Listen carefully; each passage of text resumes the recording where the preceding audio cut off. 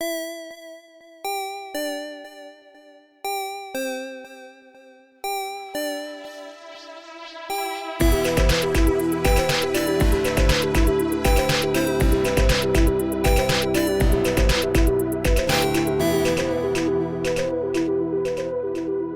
everybody, welcome to our Season 2 Q&A. So I think the first question is, how do you guys feel about the second season now that it's over? Broad. A broad place to start.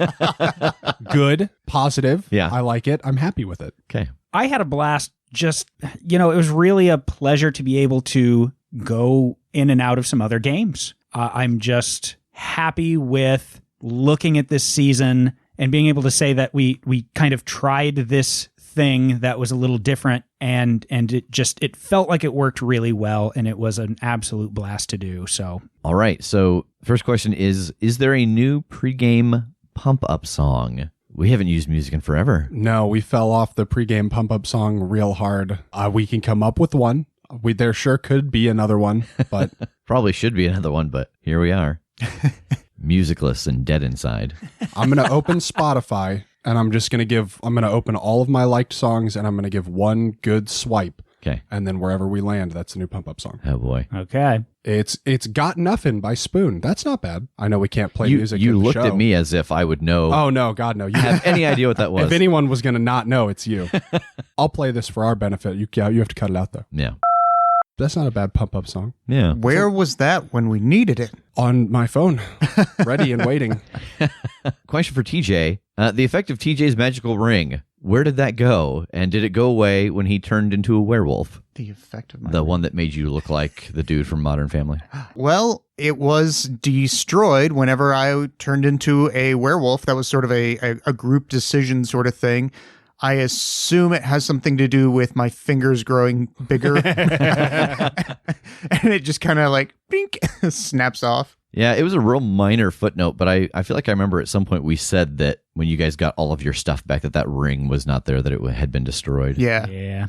Was the mention of Rev in Yaga's speech early on about who you should and shouldn't trust the first clue that Rev was not who he was, but this other version of Nash? Was that even a clue? Had you come up with the Rev-Nash connection already at that point? I don't know if that was the first clue. It definitely was a clue. I threw that name in the middle of a long list just to see if it would catch anybody's ear. Really, the first clue, I think, was probably how handy he got with magic. We kind of established early on that he wasn't a very good practitioner. He could do very minor things. He had to use like herbs and stuff to even heal a point of damage. And then at the point where Nash took over, he became much more competent in the types of magic he could use and was doing a lot more stuff. But gosh, that was we talked about this just the other day, like episode 16, I think, where he got taken over. So yeah, the Nash connection had been made at that point. I knew who was inside of that body because I think even before we talked about it at the table, I knew that I wanted to use this traveling to other dimensions to be other game systems. So that was in place then. Did Damien resolve the stuff with his mom? No, not yet. My God, in game, that happened like a week ago. Yeah. Yeah. Wow. Yeah. Yeah, now that you guys can reset to when you left when you come through the portal. Holy crap. Yeah. We're going to have to start pacing ourselves. We're going to live like 10 lifetimes in one if we keep using that fucking scroll thing. Seriously, though. Oh, my God. We met Partum and Eston in Dungeon World. Did you place any other twins that the players didn't get to meet? The only ones that I specifically had placed, you never know where the story's going to go. So I don't want to plan out too much because that's just a lot of unnecessary work that may never get used. But the people who I did have placed, I did have Strom and Ferguson. Strom was in the place where they had stolen the necklace of the North Wind. So if they had went there to investigate that area, they would have found her as the mummy guardian of that place. Nice. And then Ferguson was one of the, I don't know if envoy is the right word, but he was somebody from the Elven Kingdom who was with the Iron Striders as kind of their consult. That's awesome. Okay. So yeah, those were the only two that I had specifically placed when we started. I'm glad that we got to meet. Oh, no. Oh, right. Yeah, but because of that, you got to spend a lot of time with Eston, which I never imagined. Which we all want to do because of the voice, right? Yes, right. Yes. Yeah. How much planning went into Dungeon World? 12. 12. I was going to say 12. 12 plannings. We came up with continents and continent names. I think that's really all we did as a group other than create the characters and talk about their backstory. So we did create a little bit of history for the world. I know we put in like a war that Jake had fought in and had decided who that was between. We talked about Tass's group, how they were kind of separated from a lot of the rest of civilization. And then we talked about the Iron Striders and what they did. So we did a little bit of kind of backstory for the world in character creation. And then on my side, it was just really making the map and setting a couple of the pieces that I knew were there. Grigori and Baba Yaga being kind of the two big ones. And then really I just followed the Dungeon World guide that they have in the book of, this is different from Monster of the Week in that they kind of tell you to actually make out a map of the dungeon and just leave rooms empty for people to discover things and to add things. So I actually did do some dungeon mapping for this game. I really like that. I just thought that was built very well into the game to be able to create as you go. I think it is more well done than some of the other games that have tried it. And really, like the creating the lore as you go is like, I think, one of the cool freeing sort of factors of the game. Yeah, that's still one of my favorite moves in any of the games that we have played is, okay, so yeah, I want to know about this. Okay, so you succeed on your roll. Tell me about it. And just generating the lore there. Right. The Mimic and the... the Mimic and the Changeling. The Changeling, yes. What is your character's theme song? Well, I'd probably have to say Dust in the Wind at this point. I thought long and hard about this, and I can't. There's so many for different situations that I could think of. I'm going to go with Diamond Hoo-Ha Man by Supergrass. I don't even know what that is, but I love the title. Sounds like you just read a Mad Lib. Everyone should listen to it. That song kicks ass. If I had to go through like a sort of like timeline of my theme songs, I think it'd be like Simple Man as the mundane, and then Werewolves of London. Is that a song? Oh, Werewolves of London. Yeah, Werewolves of London. Look, I don't know better. I know the movie An American Werewolf in London. School, Again, you looked song. at me as if I would. I know. I'm sorry. Stop looking at me, all of you, when You're you talk our about leader. music. And then Dust in the Wind. What about the scientist? Just weird science. Yeah. There. You're only picking songs Wango that Tango the or title of it is exactly what you're playing in the Yeah, moment. exactly. I see. Oh, man. I don't know if this is character or just me in life, but I lean towards Break Stuff because it's just an angry song about breaking stuff and being mad. I think that's just you. Your character in the game is very compassionate. And That's true. Let's go with Offspring Defy You because it's about like, no, we're doing this and you're not going to stop us from doing the right thing, so we're doing it. Nice. okay. What was the yield on Mosquito Dan's nuke? 12. Close. It was 10. 10 boy. kilotons. I'm sure I have been flagged many places. Because when I made this decision for the game, I did a bunch of research. There's a really cool website called Nuke Map where you can go and they have got a whole map of the world and you can place the coordinates wherever you want it. And then there's a drop-down menu of all of the nukes that have been made so far. And then you just select which one you want and you push a button and it gives you the explosion, the fallout. You can set it to tell you a bunch of different information based off if you detonate on the ground or in the air. It gives you a fallout pattern based off of the wind. It's really interesting. Wow. And also very unsettling. Yeah, my God. But yeah, so I had decided that for something to be lightweight enough for Dan to carry, that it would be 10 kilotons. It was specifically to destroy the theater that they knew the Alpha Solbat was in which it would have done multiple times over. The crew had said that the world did not seem much different with Koschei on the loose, except Jake not being able to be the Divine was that the extent of him being loose. They never had a chance because they weren't on Earth really after Koschei was released. But there was a point, I think it was maybe off mic, they were talking about trying to track down Koschei before the decision to lure him somewhere. And I think that probably would have revealed, if they had started to do some search to try to find out where he might be, the thing that they would have discovered is that the death rate around the world had spiked dramatically. And it was not that people were dying how do I say that? Like a larger number of people weren't going from healthy to dead. It was nobody was recovering from being wounded or having surgery or anything that was remotely bad for your health. People were not recovering. So the death rate had like quadrupled. In the time since he had been released, and it was just because people were not getting better from things. So there seemed to be some things in the final episode that I thought should have gotten roles that didn't. Was this because of TJ leaving? The examples they gave were Task cutting off the vampire's head, didn't take a role, and TJ trying to run at and tackle Koschei didn't get a role. Actually, that's just me. I'm trying to get more into the habit of either when there's no chance of failure not getting a role and when there's no chance of success not getting a role. And so just because of who and what Koschei was, TJ sprinting across the snow at him after seeing Jake get knocked down, Koschei being aware that he was there, was not going to be successful. It's kind of like the 10 hit point dragon in Dungeon World, that if you're not trying any kind of evasive thing or using teleportation or sneaking up or whatever, it's just not going to be successful. So since TJ said he was just going to sprint straight at him and try to tackle him, it was something that Koschei could easily avoid. And then there was no chance of failure for Task beheading that vampire. So I didn't make him a roll for that. Makes sense. And then we have a question that is many, many variations of the same kind of element. So we'll list them off here and kind of go back and talk about it.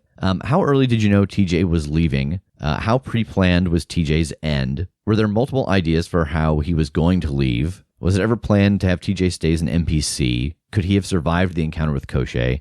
Did everyone know he was leaving? There's a lot to unpack there. Yeah. So we knew pretty early on that TJ was leaving. We knew before we left Dungeon World, actually, because we had discussed the possibility of him going with his grandfather, and that would be kind of how we dealt with him leaving. But it just didn't make sense character-wise because TJ had been telling everybody, no, we have to go on. You can't give up. And so then to just have him like, okay, guys, I'm going to take off now. Yeah, see you later. Yeah, didn't seem like it fit the character. How pre-planned was TJ's end? Were there multiple ideas for how he was going to leave? I mean, we kicked around a number of them because we realized later than was ideal that my playbook was very explicitly designed to not allow anyone to die if it wasn't me. Yeah. And so we had to kick around ideas like, man, how do we get past, I've got a move that's, if someone dies, no, they don't. You have to do everything in your power or you die in their place. Yeah. And we had to kick around ideas how to avoid that.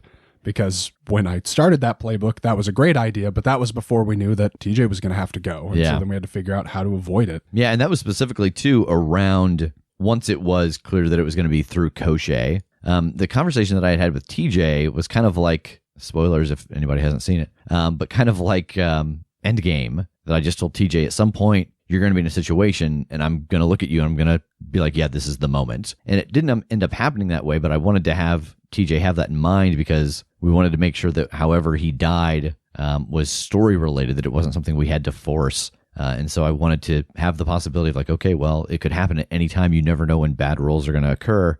So just be aware that it may come out of nowhere. But with the information they got from helping Grigori, it led us into Koschei, and that kind of became clear, like, oh, you know what, this would be the good way to do it. As for how pre-planned the death was, on my side of it, it was about knowing that I had all the hard moves saved up to do the things that needed to happen towards the end. So if you track back, I don't take any moves that I haven't earned. TJ failing to get the security reading from the North Pole let Nash know that they were scanning that area. There's a couple other examples throughout, but everything kind of, this happened, so this happened, this happened, so this happened. And I had to do it in a more, I don't know if ruthless is the right way, but I had to do it in a much more aggressive way than I normally use hard moves. There wasn't really a plan to have TJ stay on as an NPC because that either means that I would have to play him or he would need to like go away and come back on occasion. Yeah, like with how hard we have fought for NPCs already, it would seem wild if TJ continued to exist as an NPC and we just like ignored the fact. Yeah, just like didn't interact with them. Like, you don't want to hang out with us and like fight monsters some more? Hey, it was my destiny to protect you and keep you on this mission, but enjoy Cabo. Yeah. I'll see you in hell. Like Yeah, because ultimately it came down to there were so many conversations of, no, we have to go on for these reasons. We have to go on, especially in season 2, more so than season 1. And so it just seemed impossible to have TJ stay around without him staying around. And so then, was there ever a chance that he could have survived Koshé? Once we knew he was leaving, no. And actually, it was my wife who had said it to me when we were talking about this, that it can't be that, oh, he's been killed and his soul is released, or it can't be in question, because Tass and Jake would do whatever they could for the next 2-3 seasons to get him back. And so I think it was, I think the way she said it was that he has to be destroyed on a level that there is nothing left. There can be no hope of getting him back, or else that's all you two would do for the next season. Yeah. Yeah, kind of like what we did for Tass. It was just like, oh, well, he's dead, but we're all right. We can get him back. No problem. No, we couldn't do that. Yeah. Which, of course, I want to mention, if I ever do have to leave the show, I don't care. Bring me back to life. I don't care how you justify it. Don't you dare leave me hanging. Like if you leave of your own volition, or if like you fall out of a 3rd-story window tomorrow. Either. Oh, okay. Who's going to play you? Don't matter. Okay. I'll do it.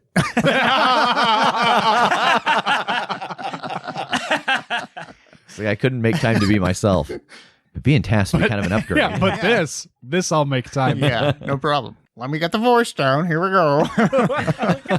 Spot on. If I close my eyes, I wouldn't know. Yeah, okay. And did everyone know he was leaving? Yes. Just strictly from us as a small business standpoint. Like, that was not information that TJ told me, and I was like, well, I'm going to keep this quiet for a while.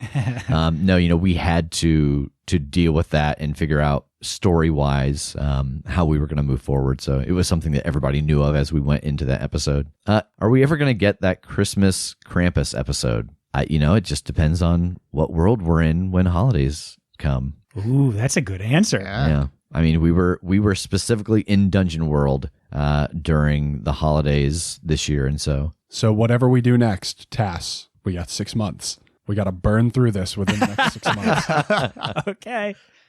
How long till we get a musical episode? I look at Jake for that, because he would have to write all that music. Oh my God. Yeah, you give me like 6 months. Give me a good amount of prep to make all the music, and sure. And we have to write lyrics. It would have to be like a Christmas special that we recorded now and acknowledge that, like, oh, we're not going to talk about any like descriptive physical characteristics because things could change in the next year, because we'd have to play the game and then go back and change that game into song lyrics for everybody. And then lastly, out of all the different systems that you have gotten to play in the last 2 years, the show, the Let's Plays, the Patreon, what are some of your favorite games and some of your favorite mechanics? I mean, we just said it. One of my favorite mechanics is still Dungeon World. I love that when you try to get knowledge, you either get knowledge and you generate some lore about the world, or I give you knowledge that is worse for you. Like, I just love that element of like, oh, it's not that you don't know anything, it's that you know something and it's bad news. I enjoyed the Fate of Cthulhu system in the sense that you could create any character you wanted to be. Like, if you wanted to be a butler, if you wanted to be an adventuring Butler. If you wanted to be if you wanted to buttle a sort of cybernetic being, butler, you could. I'm going to start my own game called Butler. Fate of the Butler. Fate of the Butler. But you could just tailor your entire like sheet around your character, and I just liked that freedom of that. Yeah, I think I'm not like super familiar with Fate as a system, but I think that is kind of the nature of Fate. Is that correct? Yeah. Like, no matter what Fate adaptation you're playing or whatever, I think that's one of the cool things about it is you just have absolute carte blanche to like, these are the characteristics that define my person. Let's make up some things that they can do based on that. Nice. I did not, however, like the dice because I rolled a lot of negatives. So yeah, very, very hurtful dice. Yeah. I think a few of us have talked about this too. It's like more mechanical than the way moves work, but I think we generally here at the table really like aspects of things like Band of Blades, where you're like adding dice to your rolls for more potential for success. Dice pools, yes. Yes. So if you have watched any of my monthly one-page reviews, every game that has dice pools, I gush over. I fucking love it. Yeah. So that was a lot of fun to, try to be able to build things and make those deals to add. And yeah, any of that was really cool. I think my favorite mechanic of anything we've played by far is in Agon, the invoking the characteristics like in your name to declare when you were going to participate in a thing. Ooh. Like I, the kind-hearted Bravos, like if each of those things that you would say that applied to the situation, you got to add dice to your dice pool. That was awesome. I really liked Band of Blades just as a game because I liked that setting. I liked the idea of this ragtag army running from this army of the undead and the fact that there are bosses out there that you could go and kill and they would give you kind of special perks and going against the clock, trying to get to this location. Like that is one of those games where I keep saying I would love to do a podcast of that. It would be hard because you'd have to get the audience to acknowledge like, hey, we're going to start this. It could be 30 episodes and we might get to the end. It could be 12 episodes and we all die horribly. Like I like that world and I like running against the clock, but also wanting to go back. Like, oh, we got to go back to that last zone because one of the horsemen is there. And if we kill them, what would that do for the war and stuff? I also just really liked being a dog wizard. That's fair. Yeah, when we got to play Pugmire. Yeah, it's so good. I could not figure out what the fuck you were talking about. Like, the gears in my brain ground to a stop. I was like, what dog wizard is he talking? I don't know why I just spaced. I remember he could turn into a dog at one point, but I don't remember him actually being magical during Monster of the Week. Yeah, for like half an episode, he could turn into a dog. That's true. I have been 2 dogs. Oh. I like for some reason when you said that, the first thing that entered my mind and wouldn't leave it was at some point when we played Monster of the Week and Rev played a talking dog. Yes. Oh yeah, that was. And awesome. I don't remember what game or when or why we were playing that, but as soon as you said dog wizard, that was what entered my head, and then I couldn't resolve it against like what you had said. I think that was a random one shot we played when TJ was learning to run the system for Gen Con. That's right, yeah. Oh my God. Now I remember that. I played Indiana, the talking dog. Man, I have liked so many of the games we've played so much. Yeah. That's a really, really tough call. I really liked Fistful of Darkness. And I mean, I just love Russ running the game. Like, he kicks ass in that game. But I like that setting a lot. Western stuff is radical, and Western and Hellfire is a pretty cool combination. And then lastly, and I think Tass actually has the answer for this. This is going back into season 1, but we'll allow it. I didn't vote for that. How did Reeves feel when we failed to save her? Oh, right. Yes. I did talk with Reeves as she is my boss, and she wanted to report that she did in fact openly weep when she died. Aww. But not because she died, but because she's a very empathic person, and she knows Jake well enough to know that it would upset him very much to lose somebody that he's trying to protect. And so she did cry because she felt so bad that it went south in that way. Yeah, I know everybody has their own favorite story arcs, but Eye of Horus is my favorite just because for me, that's where we hit that tone of what the show was going to be, like that. Oh, here's something that's really funny, and now here's something that's really kind of painful. Yeah, that's still, and I think we said it in the last one, but man, that was the first time I felt really afraid in this game. Any last thoughts on season 2? No. Do you have any questions? I don't have a question exactly. I just want to see and to know how it would have played out if TJ would have gotten through that goddamn tunnel. That haunts me. Yeah. I mean, it is a whole different story if TJ makes it to the Iron Striders and, finds out what's going on with his father. Because, we do find out later that one of the people who is sacrificed in the ritual is the person who became the leader of the Iron Striders. So that was definitely woven into the tapestry of the story there. All right. Well, I think that is all for our Season 2 Q&A. Thank you for joining us, and we will see you next week for the beginning of Season 3. Hey, where's the captain? Who are you asking? Yeah, just anybody that's around. I'm fucking right here. What do you want? The both of you make it down to Jake, and this large suit of armor is just standing there placidly watching you as you start to move around him and check on him. I think I'm a little weary of it. Weary? I'm really tired of his shit. I'm sick of you. So, obviously, we've taken more than a little damage. We could press forward and try to get to Dunehurst still, or we could turn back and try to get the ship repaired fully. I, the player, understand, but in character, want to be like, you're the captain? What do you think? I don't know boats. For some reason, I was just like, it's time for my monthly book club, so get the hell out.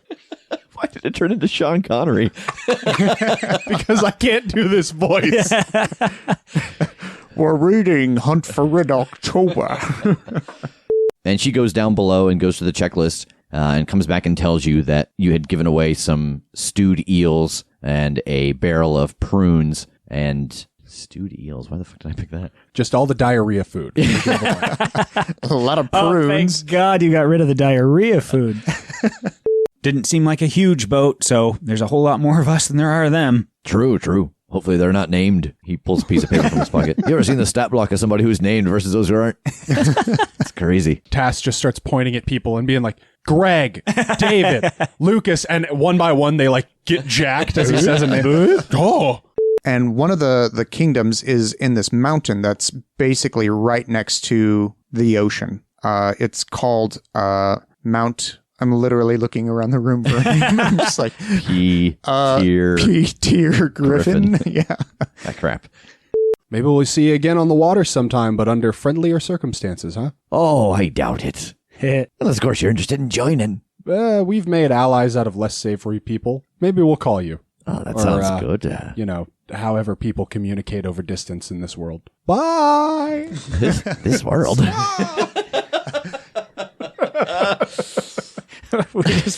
Cars, internet, social media. Google. Harvey, lay down. Where's that coming from? Not even the right direction. Oh, my leg's broken. I can't hear you. You'll have to speak up. I'm wearing a towel. I leave that hole in the wall. I want to fly out of it.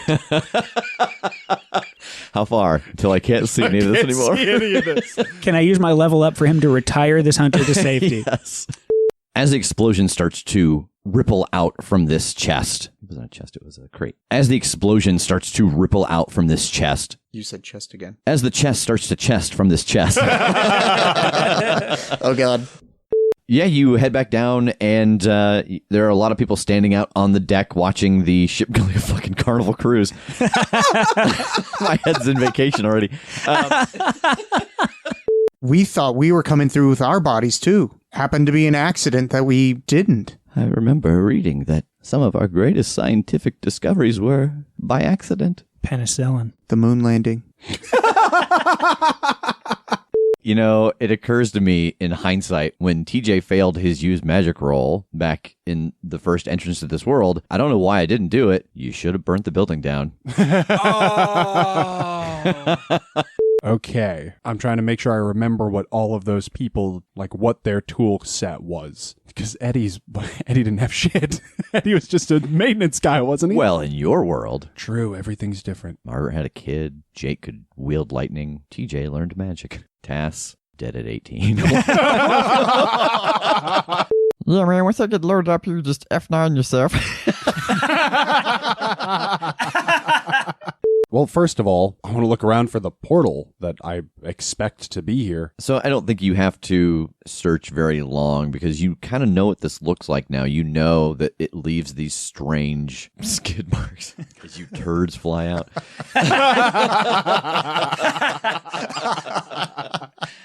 If that doesn't go into a clip, I will Yeah, never that's forgive fair. you.